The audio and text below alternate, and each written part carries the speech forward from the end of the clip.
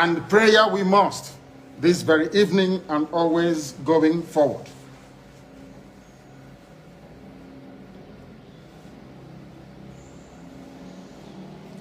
And I will pray in the language of heaven, because Chukwukika is in control of all that we have been doing and will continue to do until Biafra is restored and all the suffering indigenous populations in the damnable zoological republic are set free. Chineke na nke pụrụ ihe niile Chukwukika bịa onye na-efewe n'aja aha nsọ ya mma mgbe niile. Onye ọbụla na ya na-achị eluigwe n'ụwa na-agba akaebe ịhụnanya gị na ebere gị amara gị na ọmịiko gị ebe ndị gị na-eze ebede ngọzi. Anyị wee na-etoghị agbanyeghị atụmatụ ọjọọ niile nke ndị iro. Iwe nye anyị ndụ ala nke dị n'uwe n'ụbọchị nke taa. Anyị wee na-asị na ịja mma niile otu niile dịrị aha nsọ gị. Onye ọbụla anyị aka ike niile na ọ gbadara aka ya. Anyị wee na-akpọku gị na-asị gị na nke ọma anyị ga-ekele gị, nke ọjọọ ma anyị kelee gị. Anyị wee na-aja gị mma, wee na-eto gị, wee na-asọpụrụ gị n'isi ụmụ gị niile bụ ndị ikwu ndị wee ezi oku mgbe a kpọrọ ha ka ha wee chekwaa ala nsọ gị bụ Biafra onye nwe na Chineke na ihe n'ikwuru anyị nkwa na o mekataghị ka ndị iro wee were ala nsọ Biafra onye nwe na Chineke na nke bi n'igwe. Agbanyeghị atụmatụ ọjọọ niile nke ndị iro ma ndị na-agba mgbọgba ebe niile dị iche iche onye nwe na Chineke nna ihere bụ nke ndị dị etu a n'ụbọchị nke taa. Anyị wee na-eto gị, wee na-asị onye nwe anyị na Chineke nna nke pụrụ m ihe niile, onye ọ bụ naanị ya na-azọpụta, onye ọ bụ naanị ya bụ okwu ya niile bụ ihe na amen. Anyị wee na-asị ezi ebube dị ngọzi na n'ụtụtụ na ịja mma na nsọpụrụ site n'ebighị ebi ma ruo n'ebighị ebi. Ise ise ise. Welcome, my amazing viewers. Thank you so much for joining me on my program once again. I appreciate you wherever you're connecting from. If you have not subscribed to my channel, please kindly subscribe to my channel. Click the notification bell so that you'll be notified each time I upload a video. You will be among the first to receive it. Thank you so much and remain blessed. Each time you watch my video, please kindly go to the comment section and put down your comment. Say it the way you feel it. Express yourself. I learn a lot from the comment section. Nobody knows it all. I am learning from you. You are learning from me. But you have to keep it straight. Say it the way it is. This is a free place. This is not the conventional media where you can be restricted. You are free to criticize if you so desire. We learn from each other. But make your criticism very constructive so that I can learn from you. That is why we are here. Please share the video. Share it to all platforms. Share the video to everybody that need to hear and to see. Share it so that they can see and hear about our own view. The conventional media are always pressing the information down, trying to play it in a low key. But we are trying to bring the information the way it is without being politically correct. We say it straight, just the way it is. That is why we are here. And we will continue to be here until Biafra comes. And after Biafra comes, we will still be here, setting the record straight. That is what we do. Thank you so much for joining, and remember today we want to talk about the insecurity in the country called Nigeria. You know, each time when I come here, I tell you that the Nigerian government is a terrorist government. Some people don't believe it. Some people might not agree. They might have their own reason why they don't agree that the Nigerian government is a terrorist government. But we will continue to bring you evidence of things that show that the Nigerian government is a terrorist government. That's why I'm here today. To show you evidence that proves that Nigerian government is a terrorist government. This is a government that have a leadership who is a supporter of terrorism. The Mohammadu Buhari, who is the president of Nigeria today, you and I know that he supports terrorism. The Boko Haram that he claimed to come to fight for, there was a time he was the spokesman for the Boko Haram. When Goodluck Jonathan was hitting hard on the Boko Haram to destroy them through Ihejirika as the commander then, Buhari went to Abuja to speak for the Boko Haram and speak on his behalf. He said every fight against Boko Haram is fight against the North. It's on record. That was what Mohammadu Buhari said. But eventually, from nowhere, even people from the South ignorantly went to paint this man as Mr. Integrity and brought him back to power. The so-called Mr. Integrity today, look at where he has kept Nigeria. Nigeria has become more divided than ever. Nigeria has become more corrupt than ever. And Nigeria has become more insecure than ever. The so-called Boko Haram we are talking about fighting against, Nigeria is no longer fighting against Boko Haram. What Nigeria is doing is reintegrating members of Boko Haram into the military. They don't shy away about it. They say it in the national television that they are reintegrating members of Boko Haram into the military. The language they use is repented Boko Haram. how can a terrorist eventually repent? And when the terrorist repents, now you put him into your own security outfit and you think he's going to serve your own purpose. It happens only in Nigeria. It doesn't happen anywhere, any part of the world. There is no part of the world where you will see a member of a terrorist member recruited into the military. But in Nigeria, you have them in the military, you have them in the police, you have them in the custom. That is the situation of Nigeria. Recently, you saw the custom man who was being brought into custom. The man, the terrorist who was seen, a bandit, a terrorist who was seen with his AK-47 discussing with the state governor, today has been put into the custom. He is now standing as a custom officer. Tomorrow he's going to be in charge of the custom. And what do you expect? In such kind of a country, what do you expect? Watch the video.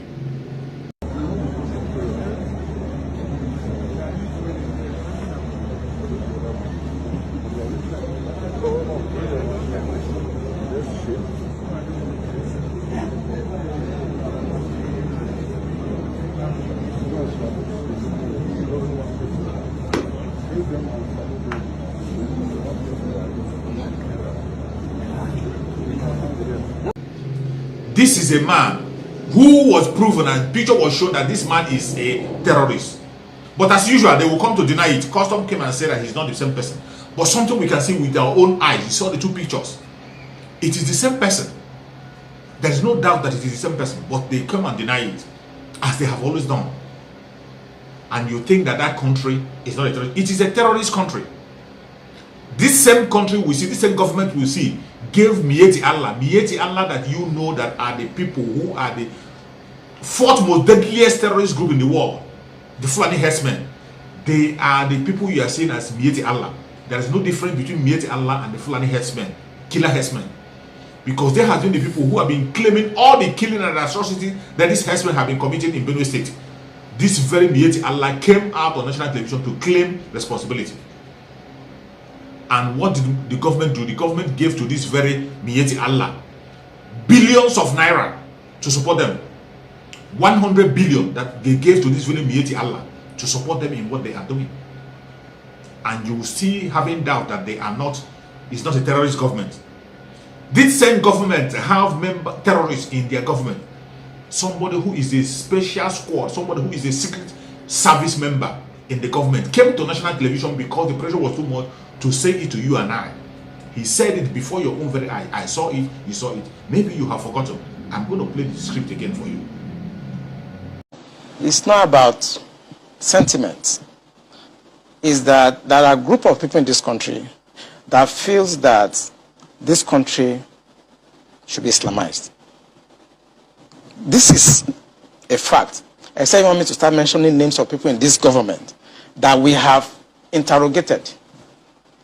I was a member of an interrogation team, and I've interrogated a very high-ranking member of this government in 2007, 2008 on issue of Boko Haram. I interrogated him. He's in this government right now. And what was the issue? Boko Haram. And this senior officer was actually let go because he was found culpable. But right now he's in the government. You see, we must say the truth, because if you don't, this country is going down the precipice.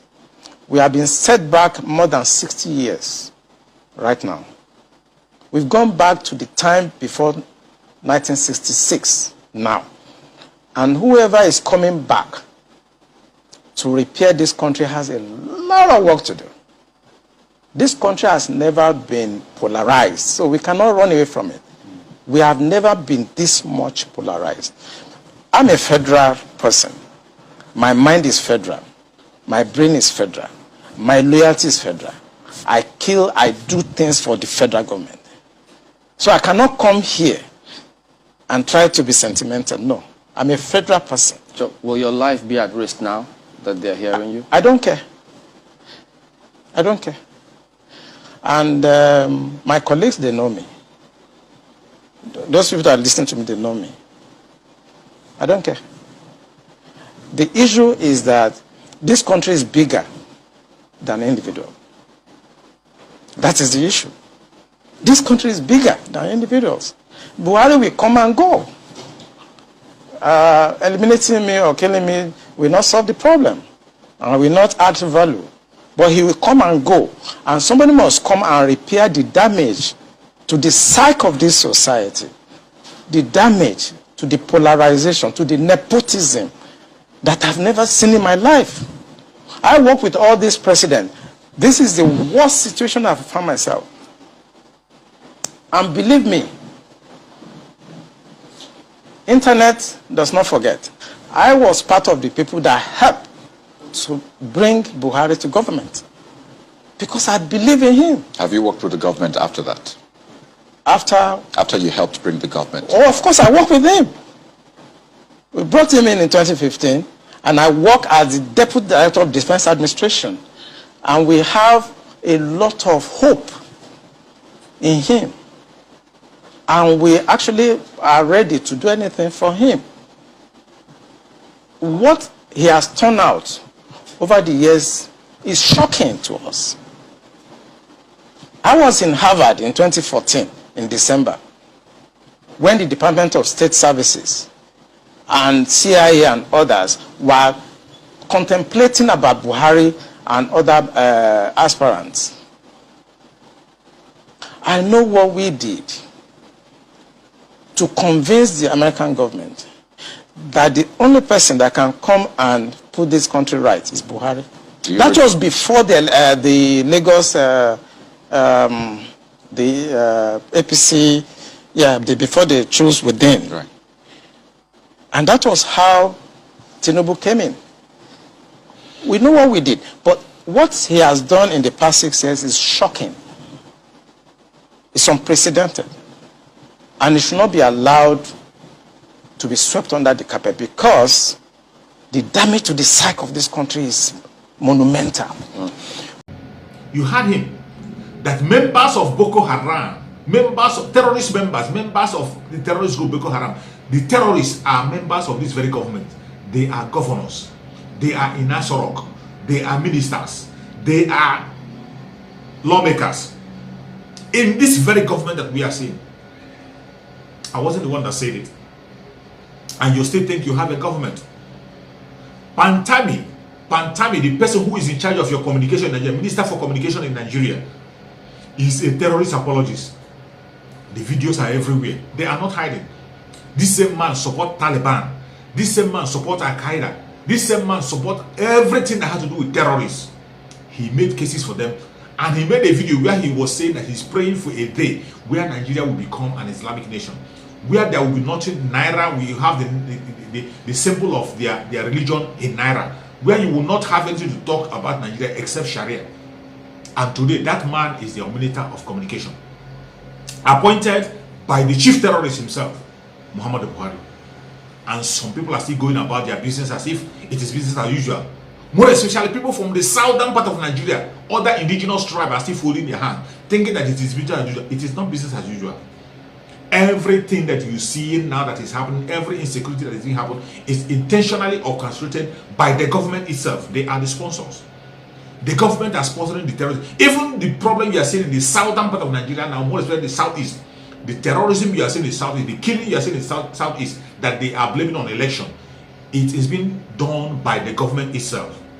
The government of Muhammadu Buhari, through the DSS, are in charge of every atrocity happening in the southeastern region as we speak. And I am not just saying it because I want to say it. I'm going to play a video for you. Somebody on a national television explaining it the best way you can understand. Catch Ononuju made a case about this, and he explained it the best way even a layman will understand, that the people who are orchestrating the insecurity and the problem you are seeing in the country of Nigeria is the government, and not the IPOB, not the ESN, not any other person, not the Southerners killing Southerners, not the Yorubas, not the Oduduans, not the Biafrans, not the Midobetans. The people who are orchestrating every evil you see in that country called Nigeria is the government. Listen to Catch Ononuju, what he has to say. Governor Obiano went to complain to President Buhari that politicians were inducing false flag operations in the East. And you know that if for a governor to say that, don't forget, when asked on channel television, Governor Zodima also said the same thing. that there were false flag operations being carried out by politicians. Obiano has repeated it.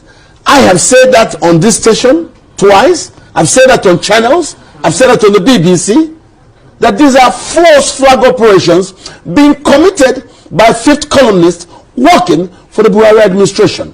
Do you have your claim? Do you have your proof? Yes, one proof, let me tell you. I was in Owerri the day when there was the raid and burning of the police headquarters. I watched from my hotel room as they operated for 3 hours, 20 minutes. Later in the morning, I went to the police headquarters to check. I was looking. No single gunshot. When I later asked, was any policeman killed? They said no. Did people kill anybody? They said no. So how could that happen? For 3 hours, 20 minutes, and there is no reaction. That meant there was a stand down. And the only authority that can instruct an actionable stand down is order from above. With that, I concluded these things are staged. So, and if you look at the government, they're not honest. Why do you think someone will be interested in staging such actions? Because the people who work for President Buhari are the same people who work with him for Sani Abacha. It took the death of Sani Abacha for Sergeant Rochas to come confess at the Puta panel that all they were doing were false flag operations. What exactly are they trying to gain? What were they trying to gain under Sani Abacha government when they were doing false flag operations, trying to create impression? It was the what do they call it, Nadeco. So what they are trying to do there is that a bunch of... After hearing from Kato Oneju, you still have a doubt. You still have a doubt. You never believe what he's saying. Well, you can go and die, but I have more evidence for you. That is the situation. They have been playing this script right from the time the Janjaweed, the Fulani oligarchy have been playing this script. Each time they use the DSS, when you hear about DSS, SSS, their only duty is to use them to cause mayhem and blame it on the people. They cause mayhem and blame it, very especially the South. Each time they want to work against the Southerners, either the Ruduans or the Biafrans, they will use their security outfit, the SS and DSS. That is what they use to cause mayhem and then blame it on the indigenous people. They did it against the OPC, they did it against the Biafrans, they did it against the Ruduans, they did it against the politicians in the southern part of Nigeria. At all times, they have been doing it. This is a game that they have been playing in Nigeria. And it is not done. But the most painful thing that people from the southern part of Nigeria, the Biafrans and the Ruduans, still shut their eyes. They pretend as if nothing happened. The politicians pretend as if nothing happened because it pays their bill, because it serves their evil purpose, because it is protecting their loot. Every southerner that is involved in what is happening now in the southern part of Nigeria will surely pay with their own life because they are going to be used as a scapegoat. They will all be taken out in order to frame up those who are fighting for the legitimate cause. It has been the step and the movement of the Janjaweed government. They have been doing it. You can see recently an information was leaked from an international media that the government of Nigeria went and paid the bandits for them to give them back the anti-aircraft missile that they are using. They went and paid them to retrieve an anti-aircraft missile that they are using against them. You've heard so many times that the bandits shot down aircraft. You heard it many times that they shot down aircraft. The terrorists shot down aircraft in so many cases, many times aircraft, even when their chief of army staff aircraft was shot down, it was the same terrorists that shot it down. Now they went to negotiate with these terrorists. They paid them money to retrieve the anti-aircraft missile that they have. And you think that they're going to give them all? They will never give them all. They still have more. And do you know the reason why they were trying to retrieve that? They said that anti-aircraft missile they have will endanger the life of their Britain monarchy they have in Asorock. The late Buhari, the person that is representing him, they are trying to protect him. They are not collecting that anti-aircraft missile because they are scared that passengers' aircraft might be shot down, that the life of Nigerians are in trouble, but they are only collecting it because of their so-called Mohammadu Buhari, the imposter in Asorock. You see, these people don't care about you. They do not care about you. They don't care. They don't give a damn what you say or what you do. They don't give a damn. And these are the people who are busy killing people in the southeastern part of Nigeria, people who are protecting themselves against the terrorists. People who are asking for legitimate rights, self-determination, instead of supporting them or giving them what they want, or listening to them and conducting a referendum, which is what the Biafrans and Rror are asking. Referendum. They are raining hell on them, using jet bombers to bomb them in the southeastern part of Nigeria. But in the northern part of Nigeria, where they have the capacity to shoot down aircraft, they went to negotiate with them and gave them money to retrieve the anti-aircraft missile that they have. This is where and it is only a terrorist government that can do such. It is only a terrorist government that can make such negotiation. Instead of going to fight these people and make sure you take out all those missiles that they have, you went to negotiate to retrieve their anti-aircraft missile. And how do you think that they're going to give you all? They will never give you all. They still have many, many more in their stock they are going to use against you. That is the situation we have found ourselves. And if you think it's a joke, listen to this very information on the Rise Television, what they are saying. Then we'll come back. Nigerian Air Force describes allegations of payments to bandits as fake news. But according to this report, extracted from the Wall Street Journal, the Nigerian Air Force bought back one of its anti-aircraft gun, which found its way into the hands of these bandits and posed a threat to the President Muhammadu Buhari, flying over to his home state, Katsina. Well, the Nigerian Air Force have come out to deny any such incidents, describing it as fake news, an outright denial. Well, who do we believe? But this story out there, of course, there are other angles to this story, including farmers selling their lands to pay ransom to kidnappers, to bandits. Poor farmers we are talking about, selling their land to pay, and we are still asking, why is the food inflation so high in Nigeria in recent months? Well, we know the cause, because even there are areas, as in the Northeast, where farmers pay fees to Boko Haram insurgents to access their farms. There are other areas in the country where farmers have their crops ready for harvest simply destroyed by those who are going about in what is now popularly known as open grazing. Graze, eat, your cattle eat whatever they see. Whether it is people's farm, they just go on destroy. So we have a lot of problems on our hands. But this report, Robert, is something we have to interrogate. Well, we discussed it earlier on, before you joined us, and we said, well, Air Commodore Edward Gapquart, who is the spokesperson for the Nigerian Air Force, may say that this is not true, this is fake news, this is a case of misinformation, and that in any case, the media too should support the military authorities in ensuring that, efforts are not made by certain characters to undermine the security efforts and the interventions of the Nigerian military.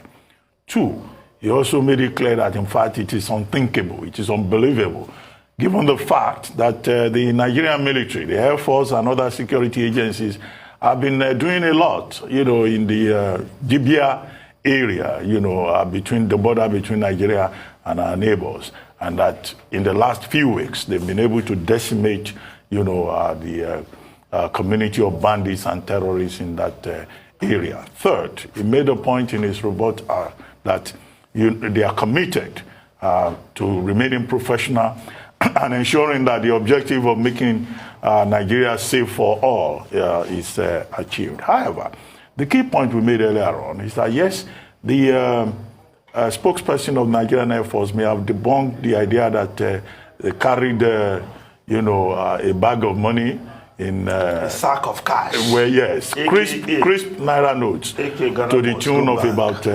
$50,000 to go and give to these bandits.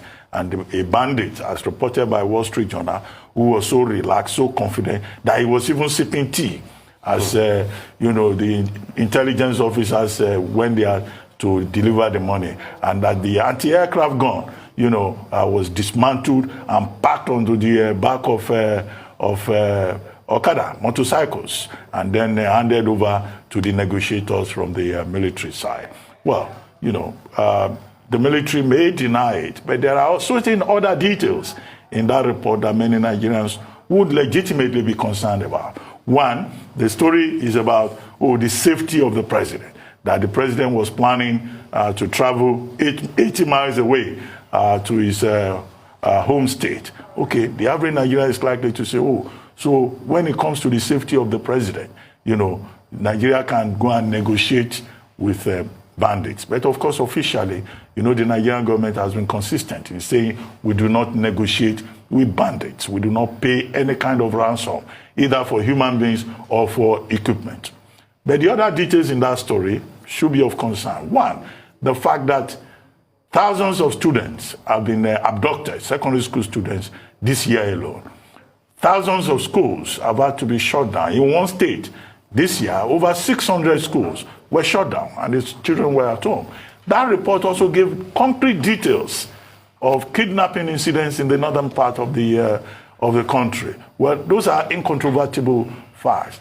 4, it was pointed out that there is now an economy, around kidnapping, banditry, terrorists. And 5, the Wall Street Journal also raised the point about the competence, the capacity of the Nigerian military to be able to win the war or to show superior firepower. In fact, there was even the insinuation there that, look, the bandits are better equipped than Nigerian security agencies. But I don't think, maybe it was not part of the remit of Air Commodore Edward Gapquet to go into the details. So there are other aspects of that report that will be of interest to Nigerians. And if indeed it is fake news, if indeed it is misinformation, then of course the onus will be on the Nigerian Air Force to prove it.